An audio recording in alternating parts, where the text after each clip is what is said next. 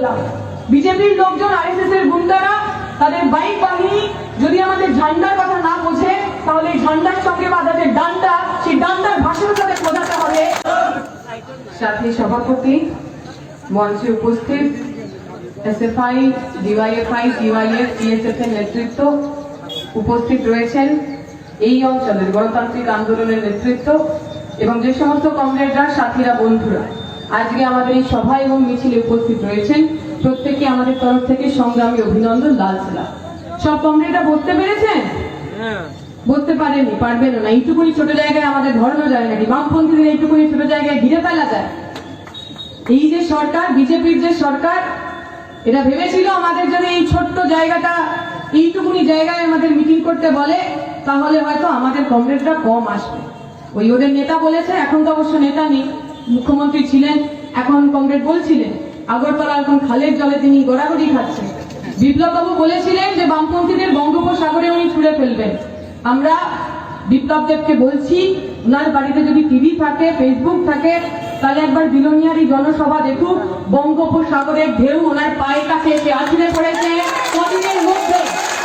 কদিনের মধ্যেই বিজেপির যে বালির প্রাসাদ তারা তৈরি করেছে, ওই বিসর্জনের সময় ওই বালির প্রাসাদ ধুয়ে মুছে আরব সাগরে আমরা পাঠিয়ে দেব। কেউ আমাদের আটকাতে পারবে না, বিপ্লব পারবে না, বিজেপিও পারবে না, যেতে পারবে। আজকে এই যে সরকার ত্রিপুরাতে চলছে, এই সরকারকে কোনোভাবেই কোনো গণতান্ত্রিক সরকার বলা যায় না। ত্রিপুরার মানুষ, সাধারণ মানুষ, যারা লড়াইয়ের মধ্যে দিয়ে, আন্দোলনের মধ্যে দিয়ে, সংগ্রামের মধ্যে দিয়ে নিজের অধিকার খুঁজে পেয়েছিলেন, আদিবাসী মানুষ প্রত্যেক দিনের লড়াইয়ের মধ্যে দিয়ে নিজের জমির অধিকার, জঙ্গলের অধিকার, নিজের পরিচিতির অধিকার, ভাষার অধিকার খুঁজে পেয়েছিলেন, সেই সমস্ত কিছু তাদের কাছ থেকে কেড়ে নেওয়ার প্রচেষ্টা।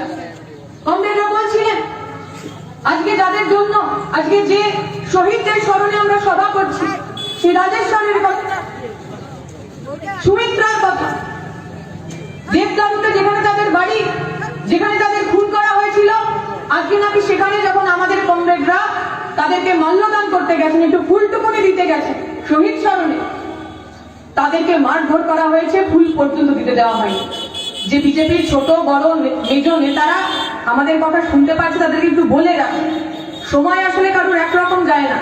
আজকে আমাদের আটকাচ্ছেন, মারধর করছেন, শহীদ বেদিতে ফুল পর্যন্ত দিতে দিচ্ছেন না, সেই দিন কিন্তু দূর নয়। যা যা এখন করছেন সব কটার বদলা আমরা সুদ সমেত ফেরত দেবো, সবটা আপনারা নিতে পারবেন। তাই অতটাই করবেন যতটা নিতে পারবেন, যেটা করতে পারবেন না ততটা করবেন না। অনেকে ভাবেন যে বামপন্থী রাজনীতি করা হয়তো খুব সহজ। যারা বিজেপি করে, যারা তৃণমূল করে আমার রাজ্যে রয়েছে, তাদেরকে দেখি মমতা ব্যানার্জি সারা ভারত ঘুরে ঘুরে বলছেন তিনি নাকি বিজেপির বিরুদ্ধে লড়বেন, অথচ এখানে দেখলাম ত্রিপুরাতে যারা প্রথমে তৃণমূল করতেন, তারাই একদিন ভোট বাঁধলে ভারতীয় জনতা পার্টি হয়ে গেলেন। তারা ভাবেন রাজনীতি করা মানে বোধহয় পয়সা কামানোর জায়গা, তারা ভাবেন রাজনীতি করা মানে হয়তো ক্ষমতা, ওই চেয়ারে বসার ব্যাপার, মুখ্যমন্ত্রী হওয়ার ব্যাপার, এমএলএ এমপি হওয়ার ব্যাপার। তারা ভাবেন বামপন্থীদের মারলে, খুন করলে, ধমকালে, চমকালে, বাড়ি জ্বালিয়ে দিলে তারা হয়তো বামপন্থী রাজনীতি ছেড়ে দেবে। তাদেরকে আমরা জানিয়ে রাখি, যারা বামপন্থী রাজনীতি করেন তারা কিছু পাওয়ার জন্য রাজনীতি করেন না, মরার পর বুকের উপরে একটা লাল পতাকা থাকবে, ওই জন্য রাজনীতি করেন। আপনারা কোনদিনও বুঝবেন না, আপনারা বুঝবেন না। বামপন্থী রাজনীতি করার জন্য মনের যা জোর লাগে, যে সাহস লাগে, আদর্শের প্রতি যে নিষ্ঠা লাগে, মূল্যবোধের প্রতি যে দায়বদ্ধতা লাগে, তা আপনারা বুঝবেন না। আপনারা আজকে এই দলে থাকেন, কালকে ওই দলে। আজকে জনতা পার্টির পতাকা নিয়ে ঘোরেন, কালকে কংগ্রেসের পতাকা, পরশুদিন কংগ্রেসের পতাকা নিয়ে ঘুরে থাকলে তারপরে দিন তৃণমূলের পতাকা। আপনাদের কাছ থেকে আমরা রাজনীতি শিখবো না, আপনারা আমাদের রাজনীতি বোঝাতে আসবেন। বিগত 2014 সালের পর থেকে সারা ভারত জুড়ে অন্ধকার নেমে এসছে। ধর্মের নামে, জাতের নামে যে মানুষ এর আগে ভোট করতো, তার পছন্দের পার্টি, হতে পারে সে কংগ্রেস করে, হতে পারে সে সিপিএম করে, হতে পারে সে বিজেপি করে, পছন্দের পার্টি অনুযায়ী সে ভোট করতো। হঠাৎ করে 2014 সালের পর থেকে মানুষ আর পার্টি অনুযায়ী ভোট করে না, ধর্ম অনুযায়ী ভোট করে। আপনি হিন্দু হলে অমুকরে ভোট করুন, আপনি মুসলমান হলে তমুকরে ভোট করুন, আপনি আদিবাসী হলে তারে ভোট করুন, আপনি বাঙালি হলে এরে ভোট করুন। কেন? যখন একটা মানুষের খিদে পায়, বাঙালির খিদে অন্যরকম হয়, আদিবাসী মানুষের খিদে অন্যরকম হয় না, হিন্দু মানুষের খিদে অন্যরকম হয়, মুসলমান মানুষের খিদে অন্যরকম হয় না।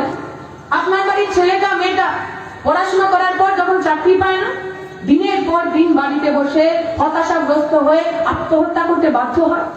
যে মা ওই সন্তানের দেহটা নিয়ে, লাশটা নিয়ে কাঁদে বসে থাকে, সেই মায়ের চোখের জলে হিন্দু হয় নাকি, মুসলমান হয় নাকি, আদিবাসী হয় নাকি, বাঙালি হয় নাকি? এই ত্রিপুরার মানুষ যখন লড়াই করেছেন, লাল ঝান্ডার নেতৃত্বে লড়াই করেছেন, আমরা বলেছিলাম আপনার পরিচিতি যাই হোক, আপনার ভাষা যাই হোক, আপনার ধর্ম যাই হোক, আপনার বেঁচে থাকার অধিকারের জন্য এই লাল ঝান্ডা লড়বে। আপনার জাত ধর্ম পরিচয় আমরা জিজ্ঞেস করবো না। আজকে আমাদের সব নয়া শিক্ষানীতি বলছে যদি আপনার পকেটে টাকা থাকে তাহলেই পড়াশোনা হয়। যত গভর্নমেন্ট স্কুল আছে, সরকারি স্কুল আছে, সরকারি স্কুল বন্ধ হবে, প্রাইভেট স্কুল হবে। সেই প্রাইভেট স্কুলের টাকা, সেই প্রাইভেট স্কুলের ফিস ঠিক করবে কে? বেসরকারি লোকজন। সরকারের কোনো দায়ভার নেই। কলেজ ইউনিভার্সিটিতে এসসিদের জন্য যে রিজার্ভেশন থাকতো, রিজার্ভেশন তুলে দেওয়া হবে, স্কলারশিপ তুলে দেওয়া হবে, মেয়েদের জন্য স্কলারশিপ তুলে দেওয়া হবে। অর্থাৎ গরিব পরিবারের ছেলে মেয়েরা পড়বে না। খালি রাজার দুলাল, আম্বানি আদানি বড়লোক ঘরের ছেলেমেয়েরা তারা কারি কারি টাকা নিয়ে কলেজ ইউনিভার্সিটিতে যাবে, ডিগ্রি পাবে, চাকরি করবে, আর আমার আপনার বাড়ির ছেলেটা মেয়েটা তারা মজদুর হবে, তারা শ্রমিক হবে। আমরা ভারতের ছাত্র ফেডারেশন সারা ভারত জুড়ে যে গাথা করছি তাতে আমরা ডাক দিয়েছি, আপনারা স্লোগান দিচ্ছিলেন যে বিজেপি হাটাও, বিজেপি হাটাও, শিক্ষা বাঁচাও, দেশ বাঁচাও। কারণ বিজেপি না হাঁটলে শিক্ষাও বাঁচবে না, দেশও বাঁচবে না। বিজেপি সবকিছু বেঁচে দেয়, আপনার জল বেঁচে দিচ্ছে, আপনার জমি বেঁচে দিচ্ছে, আপনার জঙ্গল বেঁচে দিচ্ছে, শিক্ষার অধিকার বেঁচে দিচ্ছে, কাজের অধিকার বেঁচে দিচ্ছে। আমাকে আর আপনাকে পক্ষ নিতে হবে। হতে পারে আগের বার আপনি বিজেপিকে ভোটটা দিয়েছিলেন, হতে পারে আগের বার নির্বাচনের সময় এই পদ্ম ফুলেই আপনি আপনার সমর্থন দিয়েছিলেন, কিন্তু ভেবে দেখুন, নিজের বাড়ির কথাটা ভাবুন। আপনার ছেলেটা মেয়েটা আগামী দিনে যখন পয়সার অভাবে স্কুলে পড়তে পারবে না, তখন তো আপনি বললে হবে না যে ভাই আমি কিন্তু বিজেপিকেই ভোট দিয়েছিলাম, আমার ছেলেটার মেয়েটার একটু চাকরিটা করে দাও। পারবেন না, হবে না। তাই যারা বিজেপি সমর্থক, সাধারণ সমর্থক আমাদের কথা শুনতে পাচ্ছেন, আমরা অনুরোধ করবো একবার ভেবে দেখুন, একবার ভেবে দেখুন তাদের হাতে আপনারা আপনাদের রাজ্যটাকে, আপনাদের দেশটাকে তুলে দিয়েছে। আমি একটু আগে একটা ভিডিও দেখছিলাম, আপনাদের শিক্ষামন্ত্রী রতনলাল, মানে এইরকম শিক্ষামন্ত্রী তো মানে তুলনা হয় না। অবশ্য তুলনা আছে। পশ্চিমবঙ্গের শিক্ষামন্ত্রী ছিলেন পার্থ চট্টোপাধ্যায়, কিছুদিন আগে জেলে গেছেন। কেন জেলে গেছেন? কারণ ওনার বাড়ি থেকে এবং ওনার এক বান্ধবীর বাড়ি থেকে কোটি কোটি টাকা পাওয়া গেছে। 30 কোটি, 40 কোটি, 50 কোটি। আমরা পশ্চিমবঙ্গের ছাত্র যুবরা বলছি, আমরা তৃণমূলকে বলছি ধন্যবাদ জানাচ্ছি আর কি। আগে আমাদের যদি কেউ জিজ্ঞেস করতো যে একসাথে তুই কখনো 50 কোটি টাকা দেখেছিস, আমরা বলতাম না। আজকে ওনাদের দৌলতে, ওনাদের সৌজন্যে 50 কোটি টাকা কিভাবে একসাথে দেখতে হয় সেইটুকুনি আমরা দেখতে পেয়েছি। এমন এক শিক্ষামন্ত্রী, যে শিক্ষামন্ত্রী শিক্ষকদের চাকরি বেঁচে জেলে গেছে, আর এই এক আপনাদের শিক্ষামন্ত্রী, সেটা কি নিজের ওই হাতও ধরে নাচে, মানে তো ভাবা যায় না। তারপরে দেখলাম আরেকটা ভিডিও, তাতে আজাদিকা অমৃত মহোৎসব পালন করছে বিজেপির লোকজন, সেখানে দেশাত্মবোধক গান হচ্ছে, সেই গানের মাঝে হঠাৎ করে হাউ করেও চিল্লানো হচ্ছে। এইরকম শিক্ষামন্ত্রী যে কোনো রাজ্যের হতে পারে এ তো কল্পনার বাইরে। এই যদি শিক্ষামন্ত্রী হয়, আপনার বাড়ির ছেলেটা মেয়েটা কি শিখবে? একটু আগে এখানে গান হচ্ছিল, যৌবন তুমি আগুন হও। আমাকে কমরেডরা বলছিলেন ওই যৌবন তুমি আগুন হও, ওই গানটা যিনি লিখেছেন তিনি ত্রিপুরার প্রাক্তন শিক্ষামন্ত্রী নাম অনিল সরকার। আপনি পক্ষ নিন, আপনি রতনলালদের সঙ্গে থাকবেন নাকি কমরেড অনিল সরকারদের সঙ্গে থাকবেন? আপনাকে পক্ষ নিতে হবে, আপনাকে পক্ষ নিতে হবে। আপনার বাড়ির ছেলেটা মেয়েটা আগামী দিনে স্কুলে গিয়ে দেশাত্মবোধক গানের মাঝখানে হাউ চিল্লানি শিখবে, নাকি কিভাবে লিখতে হয়, যৌবন কিভাবে আগুন হতে হয় সেইটা শিখবে? আপনাকে পক্ষ নিতে হবে, আপনাকে অনুব্রত মন্ডল একটা সময় এইরকম আমার মতো মাইকে দাঁড়িয়ে বলতো পুলিশকে বোম মারুন, লোকের ঘর জ্বালিয়ে দিন, লোকের বাড়ি জ্বালিয়ে দিন। আজকে তাকে যখন ওই হাতে হাত করা করে নিয়ে যাচ্ছে, গ্রামের সাধারণ মহিলারা রাস্তায় দাঁড়িয়ে দাঁড়িয়ে বলছে ওই তো গরুচোর অনুব্রত, ওই যে গরুচোর যাচ্ছে। ইতিহাস না, ত্রিপুরার ইতিহাস মানে তো ওই জনজাতি আদিবাসী মানুষের অধিকার লড়াইয়ের ইতিহাস। সারা ভারতের মধ্যে প্রথমবার আদিবাসী মুখ্যমন্ত্রী করার ইতিহাস। সারা ভারতের মধ্যে প্রথমবার কক গরবকে রাষ্ট্রীয় ভাষায় স্বীকৃতি দেওয়ার আন্দোলন, সে তার অধিকার। আমরা যখন ত্রিপুরার দিকে তাকাই, আমরা গর্ব করে তাকাই, আমরা আশার চোখ নিয়ে তাকাই। যেভাবে আপনারা কমরেডরা লড়াইয়ে রয়েছেন, আন্দোলনে রয়েছেন, আমার বিশ্বাস আগামী দিনে বিজেপির যে বিসর্জনের ঢাক, সে বিসর্জনের ঢাক বাজবেই, কেউ তাকে আটকাতে পারবে না। এখানে মিছিল শুরু হওয়ার আগে আমরা গেছিলাম কলেজ স্কোয়ারের ওইখানে, সেখানে মহামতি লেনিনের যে মূর্তি, সেই ভাঙা মূর্তি আমরা দেখে এসেছি। বিজেপি ভেবেছিল, আরএসএস ভেবেছিল মূর্তি ভাঙলেই হয়তো আমাদের মনোবল ভেঙে দেওয়া যায়। তারা ভাঙতে পেরেছে, লেনিনকে ভাঙতে পেরেছে, কিন্তু লেনিনের আদর্শকে তারা ভাবতে পারেনি। আমরা খালি এইটুকু বলতে চাই, চাকা ঘুরবে, আপনাদের ক্ষমতা, আপনাদের আস্ফালন সংখ্যা কমবে।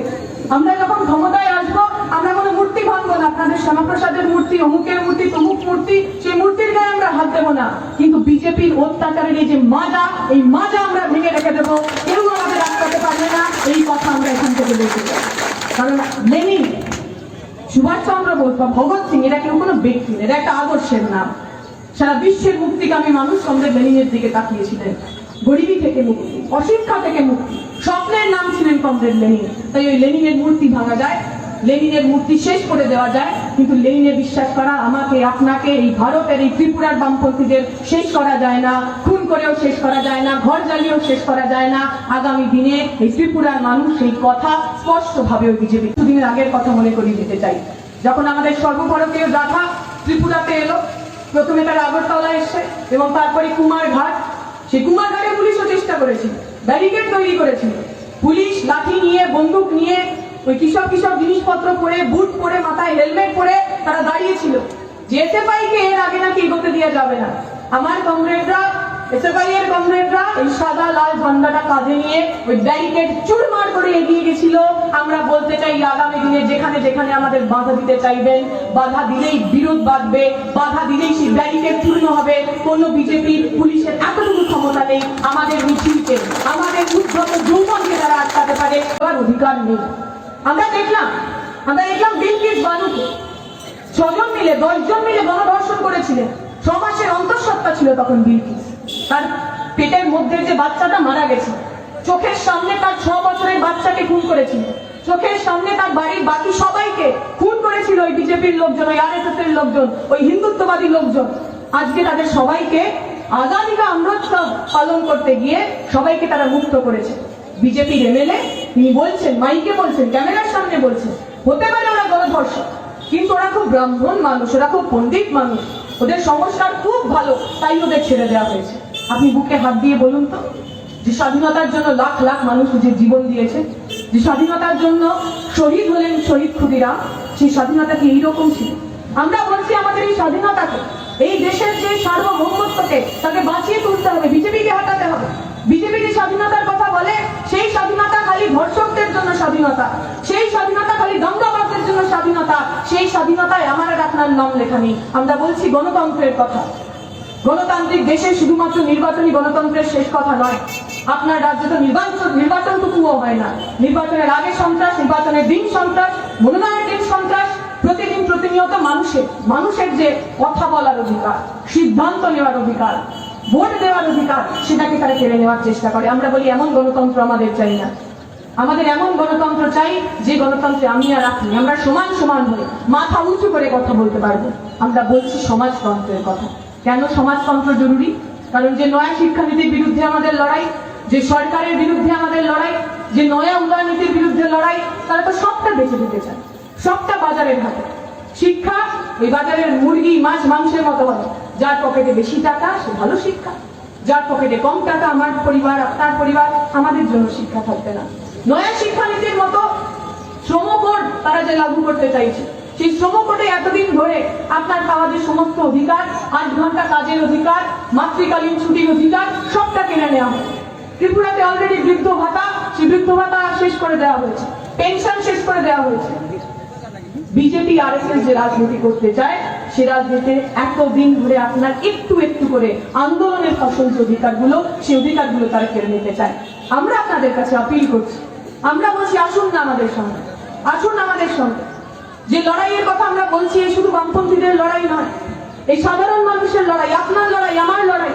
আপনি যদি চান আপনার বাড়ির ছেলেটা মেয়েটা মাথা উঁচু করে পড়াশোনা করুন, আপনার পকেটে টাকা নেই বলে মাঝ পথে পড়াশোনা থামিয়ে তাকে কাজে না লাগতে হোক, তাহলে এইটা আপনার লড়াই।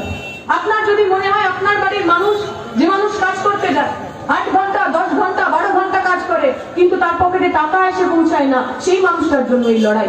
আপনার যদি মনে হয় আপনার বাড়ির মেয়েটা, যে মেয়েটাকে অনেক কষ্ট করে, অনেক যত্ন করে আপনি লালন পালন করছেন, আগামী দিনে যদি তার সঙ্গে কোথাও কোনো ঘটনা হয়, তখন ওই তাদের যে ধর্ষক, তাদের তার সঙ্গে যারা খারাপ কাজ করলো তাদেরকে আমার সরকার এসে ছাড়া দিয়ে দেবে না, আমার সরকার তাকে জামিন দেবে না। যদি আপনি এমন একটা দিন চান তাহলে আসুন আমাদের সঙ্গে। এই লড়াই শুধুমাত্র লাল ঝান্ডার লড়াই নয়, এই লড়াই এই ভারতের, এই ত্রিপুরার, সারা দেশের সাধারণ মানুষের লড়াই। তাই আপনারা যদি এমন একটা দেশ চান, অনেক অন্ধকার আমরা দেখেছি, অনেক লাশ আমরা কুড়িয়েছি, অনেক ঘর জ্বলতে দেখেছি, অনেক মানুষকে পুড়তে দেখেছি। আপনারা যদি এই রাজ্যে এই শাসনের পরিবর্তন চান তাহলে এই লড়াই আপনারা। আমরা বলছি, আমাদের ঝান্ডার কথা বললাম, আমাদের ঝান্ডায় যে কথাগুলো লেখা আছে সেই কথাগুলো বুঝিয়ে বলার চেষ্টা করলাম। তবে একটা কথা আছে না, ওই যে কুকুরের ল্যাজ ডাকা হয়, তাকে ভালো কথায় বললে তারা শোনে না। এখন আমরা ঝান্ডার কথাগুলো বললাম, বিজেপির লোকজন, আরএসএস এর গুন্ডারা, তাদের বাইক বাহিনী যদি আমাদের ঝান্ডার কথা না বোঝে তাহলে এই ঝান্ডার সঙ্গে বাঁধা যে ডান্ডা, সেই ডান্ডার ভাষাও তাদের বোঝাতে হবে। তার জন্য আমরা তৈরি থাকি। ত্রিপুরার মানুষ এই প্রথমবার নয় যে তারা ঝান্ডার বদলে ডান্ডাটাকে শক্ত করে ধরবে। যেমন কুকুর তেমন মুকুর। আমাকে কেউ যদি আক্রমণ করে, আমার যদি কেউ ঘর জ্বালায়, আমাকে যদি বাড়ি থেকে না বেরোতে দেয়, আমাকে যদি দিনের পর দিন কেউ গ্রাম ছাড়া করে রাখে, কতদিন সহ্য করবো? যখন আমার দেওয়ালে পিঠটা ঠেকে যাবে, আমাকে বদলা দিতেই হবে, পাল্টা দিতেই হবে, এটাই প্রকৃতির নিয়ম। তাই যারা ঝান্ডার কথায় বুঝবেন ভালো, যারা ঝান্ডার কথায় বুঝবেন না তারা ডান্ডার কথায় বুঝবেন, এইটার জন্য তারা প্রস্তুত থাকুন। যখন আমাদের বিপ্লবীরা তারা অস্ত্র ত্যাগ করলেন এবং তারা বললেন যে এখন আমরা সশস্ত্র বিপ্লব নয়, কিন্তু যে পরিকাঠামো, যে গণতান্ত্রিক ব্যবস্থা আমরা পেয়েছি তার মধ্যে দিয়ে লড়াই সংগ্রাম করবো। পি সুন্দরিয়া, তেলেঙ্গানার নেতা, কমিউনিস্ট লিডার, কৃষক নেতা, তিনি একটা খুব স্পষ্ট করে কথা বলেছিলেন যে আজকে আমরা আমাদের অস্ত্র নামিয়ে রাখছি, তার মানে এই নয় যে আমরা অস্ত্র তুলতে ভুলে গেছি। ত্রিপুরার যারা শাসকরা বসে রয়েছেন তারা যেন ভুলে না যান যে এই কমিউনিস্টরা, এই বামপন্থীরা যেদিনকে দরকার হবে সেদিনকে আমরা অস্ত্র তুলতেও রাজি আছি, অস্ত্র তুলতেও প্রস্তুত আছি। তারা যেন তাদের মতো করে সেই কথাটা ভেবে আগামী দিনে আমাদের উপর অন্যায় অত্যাচার করে। আমি আমার কথা দীর্ঘায়িত করবো না, শুধু এইটুকু বলে ত্রিপুরার মানুষের প্রতি আমার সংহতি, ত্রিপুরার মানুষকে আমার লাল সালাম। সারা ভারত জুড়ে যেখানে যেখানে আমরা বামপন্থীরা লড়াই করছি, কোথাও আমাদের বিজেপির সঙ্গে লড়াই করতে হয়।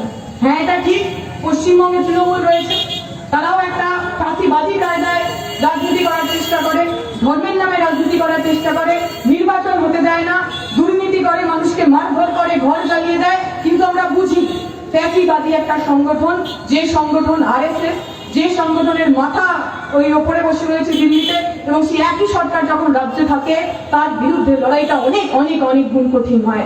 আপনাদের দিকে আমরা প্রতিদিন তাকিয়ে থাকি, আপনারা লড়াইয়ে থাকুন, আপনারা সংগ্রামে থাকুন। যে ডবল ইঞ্জিনের সরকার এই ত্রিপুরাতে চালু হয়েছে, যে ডবল ইঞ্জিনের কথা বলে তারা বলেছিল উন্নয়ন হবে, ডেভেলপমেন্ট হবে, ইত্যাদি ইত্যাদি, সেই ডবল ইঞ্জিন ত্রিপুরাকে এগিয়ে নিয়ে যায়নি, বরং ত্রিপুরার সাধারণ মানুষের উপর দিয়ে সেই ইঞ্জিন চলে গেছে, মানুষকে খুন করেছে, মানুষকে কতল করেছে। কিন্তু ইতিহাস সাক্ষী আছে, চিলি বলে দক্ষিণ আমেরিকার একটা ছোট্ট দেশ, এই আজকে আমরা নয়া উদারবাদ বলতে যা যা বুঝি, তার প্রথম যে এক্সপেরিমেন্ট সে হয়েছিল চিলিতে। আজকে চিলির বুকে এই ফ্যাসিবাদীদের হারিয়ে, আমেরিকাকে হারিয়ে বামপন্থীদের জয় পতাকা পথ করে উঠছে। আগামী নির্বাচনে এই ত্রিপুরার বুকেও ওই ফ্যাসিবাদীদের হারিয়ে বামপন্থীদের পতাকা পথ করে উঠবে। এই বিশ্বাস, এই ভরসা রেখে আপনাদের সবাইকে লাখো লাখো লাল সালাম জানিয়ে আমি আমার বক্তব্য শেষ করছি। শুক্রিয়া, ইনকলাব জিন্দাবাদ, এসএফআই, ডিওয়াইএফআই, টিওয়াইএফ।